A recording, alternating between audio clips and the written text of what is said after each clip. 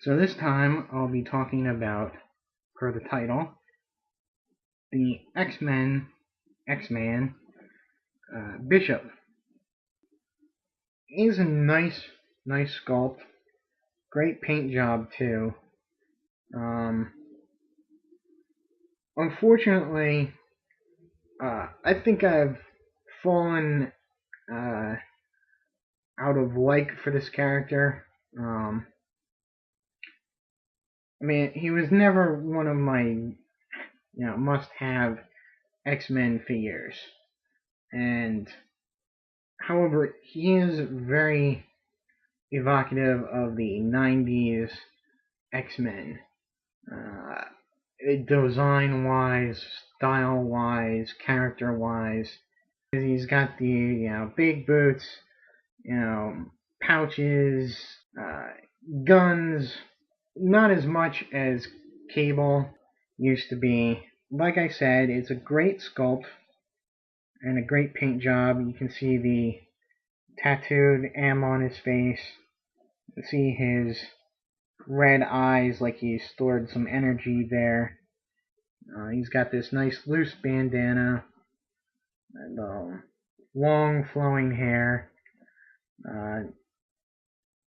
Nice details on the pants and boots. Just you can see he's even got an earring in his ear, or several earrings in his ears. Posability wise, he's got the regular points of articulation for a Marvel Legends. Ball joint shoulders, bicep pivot, and arm.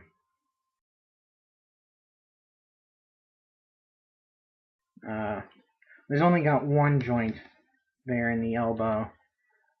His hands swivel as well as bend on a ball joint. His fingers are individually articulated. He's got ball jointed leg as well as a swivel on leg, but it's hard to get the swivel there without turning the ball joint in there. He's got double knee articulation, bends at the foot, at the ankle, pivots at the ankle, and a slight toe articulation there too, as well as the shin rotation. He's got waist articulation and this funky upper torso articulation. His head articulation is kind of limited by both the bandana that he's wearing and his hair, which gets into his holster or for his gun. As for his weapons, he comes with a sawed-off double-barreled shotgun. There's a little hole in the thing that will peg into the inside of his hand. It's pretty well, just holds on pretty well. Just don't really fling him around because it's not that tight on that peg. And his other weapon is some sort of huge energy blaster. As you can see, nice big huge barrel, and again that has a peg or a hole, for a peg on his other hand. I'm really not a fan of the guns. My favorite of the two is the shotgun, and I just keep the other one in the holster there. His shotgun can be stored in his little holster on the side of his leg there. See, so it's kind of neat that he does have the holsters and can have his hands free. He first shows up in Uncanny X-Men number 282 in 1991. He comes from a future 80 years ahead where humans and mutants have come together finally to basically retake the world from the Sentinels. Things are not rosy for mutants yet, but they're basically left pretty much to their own devices, so they're segregated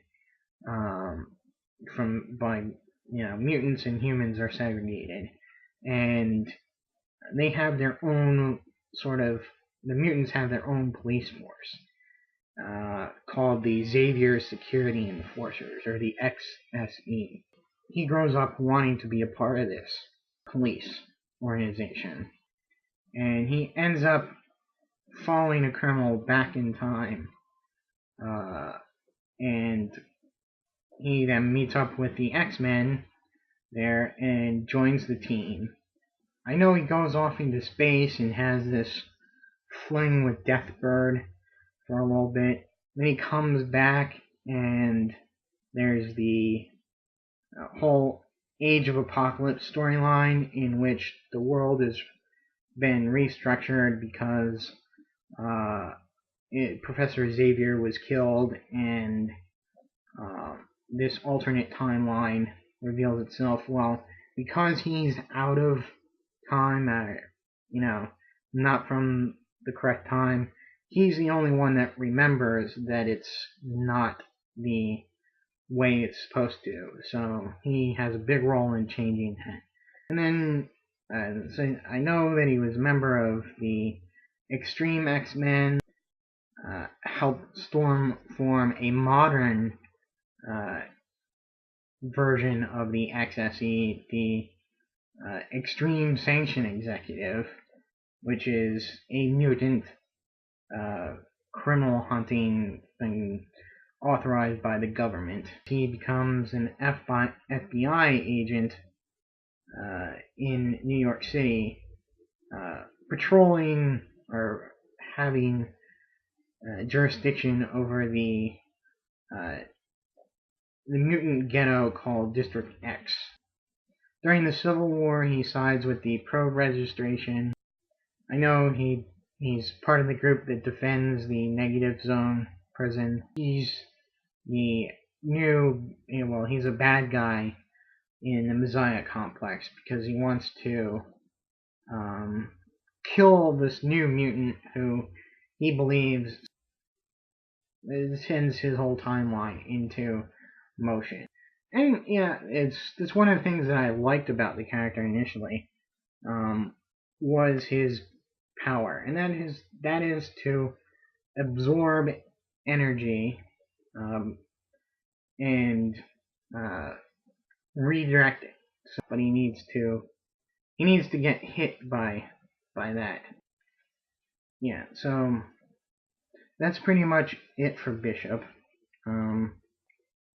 If you're a big 90s X-Men fan, he does deserve a place on your shelf.